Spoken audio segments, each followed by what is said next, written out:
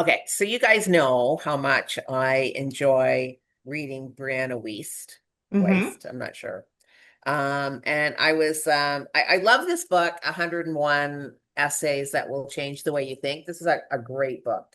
And one of the things that I like so much about it is that everything is broken up into little chapters, but then within the chapter, there'll be like these little bullet points that she will write down. And it's like, oh, this is really interesting. It gives you pause to think about it and whatever. Anyways, I came across this one the other day and I thought, oh, this would be good for one of our talks. The title of the chapter is called How to Know When the Only Thing in the Way of Your Happiness is You. I always like those Okay. kind. It's like, okay, Tracy, stop pointing that out.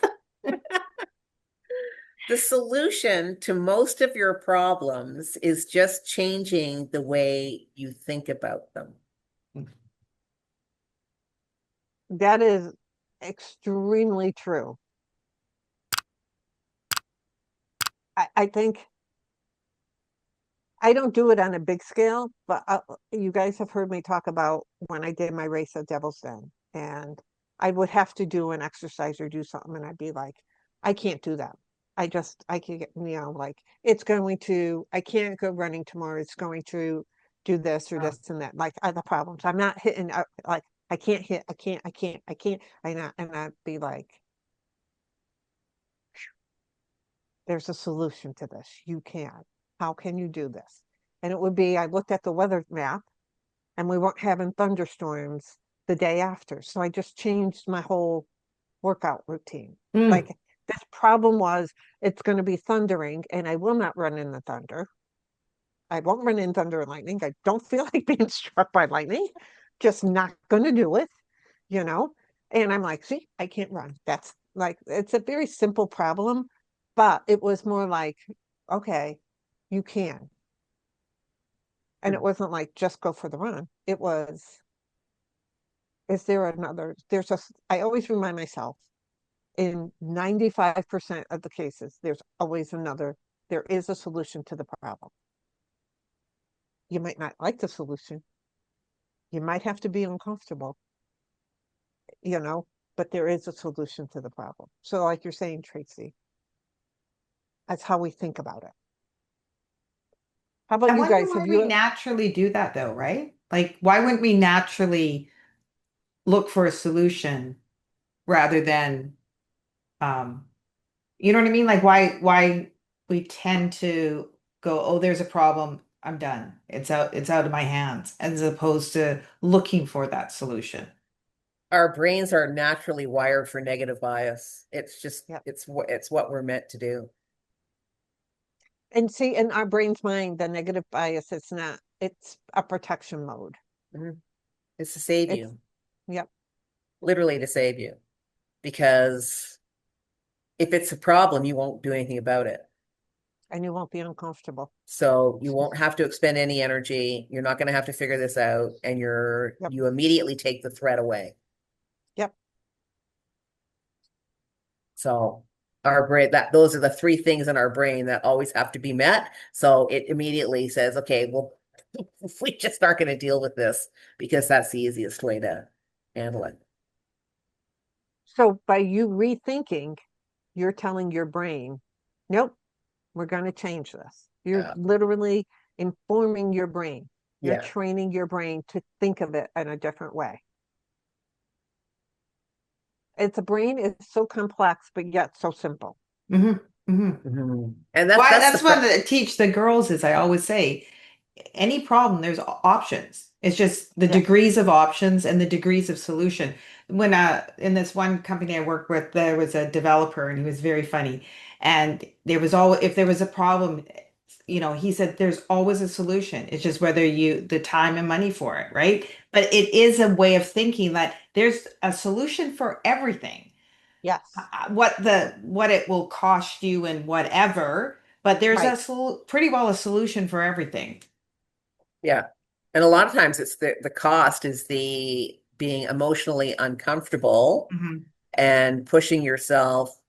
into doing something that is uncomfortable, and Mm. Mhm. your brain just doesn't want to do it, you know. But if we could all just, you know, when we encounter a problem, to ask ourselves, how can I solve this? It would be such a game changer in terms of where we would go. And even if how can I solve this is reaching out to somebody to go, I'm going to talk to Michelle about this, because I don't Mhm. know what's going on. I don't know how to figure this out. I need to think about this differently. And you do that. So it's not necessarily that you have to come up with the answer. Yeah. You could talk to somebody who might be able to reframe it for you, retalk, you know, give you an option as to, well, what if you thought about it like this, you know? Right, right, right. That's very good. Like, yeah, sometimes that's another thing. We think we have to figure it out ourselves. Yeah, I was gonna say the exact same thing, that we take it on Right. as it has to be us. yeah, Yes, yes. And I think the flip side of that, though, is when you have a conversation with somebody, don't be going out and telling every single person to get an answer you want, because you can ask 10 different people and you're going to get 10 different Yeah. answers. You have to be open to sit down with somebody who you trust, who knows, who's going to tell you like it is, who knows you, who is I don't want to say biased, what's the word I'm thinking of? Who is open and honest with you, and who's also not going to be judgmental. Hmm. Because sometimes we want to bring a problem to somebody, and if we feel this person's going to judge us, we shut right down. Or if we hear any form of judgment, we shut down. And so we have to um, make sure when we have these conversations, we're talking to somebody who we are very confident with. Like, I know within the three of us in our relationships, I can come to you guys with anything, and you'll be open and honest and empathetic, but you will also give me your honest opinion Hmm. and just tell me like it is. And that's the type of person you have to be able to have a conversation with. Right, because you don't also want that person that you tell your problem and they go, "Oh, you're right. That's horrible," or you're not, how, Right. what are you going to do? You can't do anything about it, right? You don't want to Yeah. have or that. the worst one is, oh, you think that's a problem?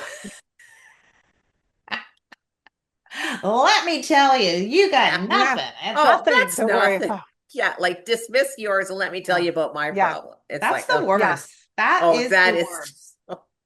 that's my trigger, man. That's my trigger. That's the Yep. quickest way I shut down. It's like, okay. Let's do an episode of just that. Yeah. Because that is a big one. That is, I think that's probably a trigger for everyone. Yeah, It You is. just yeah, dismissed. Yeah. Yep. yeah, Yeah. So I think a long time ago, I was always like, well, that's a problem. I can't do any, like, I can't do anything about it, you know? And it took a lot to be able to learn. Yeah, there was more in my control than I Yeah. even realized there was. And you're right, Tracy G. It's like, what's the cost? You know, you can go the gamut of it. And sometimes when we look at a problem, also, it becomes very overwhelming, like extremely overwhelming, yeah, depending on the depth of the problem. And I think sometimes we also need to break down the problem, because when you break it down, you can piecemeal it. So you might not be able to solve the whole problem in one big gamut, Hmm. but you could break it down in little pieces and you end up making more strides towards that problem. yeah, And yeah, here's the some things, you're making that strides and then poof, the problem ends up going away because you're already digging at it, that you're yeah. moving Yeah. forward. Mhm. And how you feel, because that Yeah, problem can hit you and you are just like, your energy's low, you haven't had proper sleep, whatever, and that problem can get you at a different time, and then you're more open to, you know, right. um, changing the way you think. Yeah, yeah. Self-care, self-care, self-care. Self-care, self-care. So No, your but it's so brain, true. yes, When our energy is depleted because we haven't been properly hydrated, we haven't eaten properly, we haven't slept properly, we haven't been moving and taking care of ourselves, everything is different. Yeah. Yeah. everything. Yes. You don't even realize that. You even, I think we need to have Helen back on to talk about hydration and foods and energy levels. Yeah. That She'll, would be good. That would Yeah, be that'd be good. good. she'll be viewer. You want to see that? Hmm. But yeah, so I think that's really good. And I think sometimes also writing out the problem, like write it out, it gives you that as pen to paper. When we do, Tracy E and I are big into journaling. Um, but when you do that, sometimes a problem just keeps going on that hamster wheel in your brain. But when you put it down on paper, it still is big, but then you can just start peeling that onion. I think that is also, you know, and a problem could be something as simple as you have to change jobs or a new place to live or whatever it is. Break it down, like try to understand it on that. How do you guys handle problems? Do you at first panic and think there isn't? I'm asking you too. There's no solution, or do you pull back for a little bit? And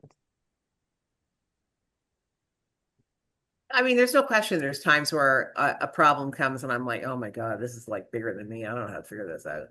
I guess I'm just thankful that I have been a part of the coaching industry for so long that I now know that I've got ways of figuring it out. Um, but it can still take me sometimes, you know, hours or even days to get to the point of wanting to figure that out. I'm just hanging out in that overwhelm, right? Because that's where my brain wants to keep me. And of course, having a coach to talk to is, yeah, it's the best, right? Because they know yep, how to ask the questions, they know how to have you perceive things just a little bit differently, pull things out of you that you just haven't really questioned or thought of before. So yeah, I mean, right. that's super helpful. That's interesting because of my tech background. Um, I've been taught there's always a solution. So it's just kind of comes more natural that Mm. I don't look at the problem right away as I always look at it as this problem. This is a problem. But I do go quite quickly into what are the options? What are we looking at? Is this going to work and stuff like that? So, but I'm not sure when that happened. I'm not exactly sure. I don't know if I've always done that or if it was definitely based on that you're spending a lot of time doing that already. And then Mm. all of a Right. sudden it's personal. It's like, okay, well, do. What are we Yep. gonna do here? So, and like I said, that's why I try to teach the girls that there's always something. There's always a Yes. way out. Or Right. what about you? Yeah. What about you, Michelle? Um, there have been times where I just want to put my head in the sand, but then I just do it maybe for a day to just like, and then I don't any longer. Then sometimes I just like really try to understand what the problem is, then pull it apart and move forward with it. So yeah, I think so. So viewer, how do you handle problems? Do you believe that statement? The solution to most of your problems is just changing how you think. Do you believe that?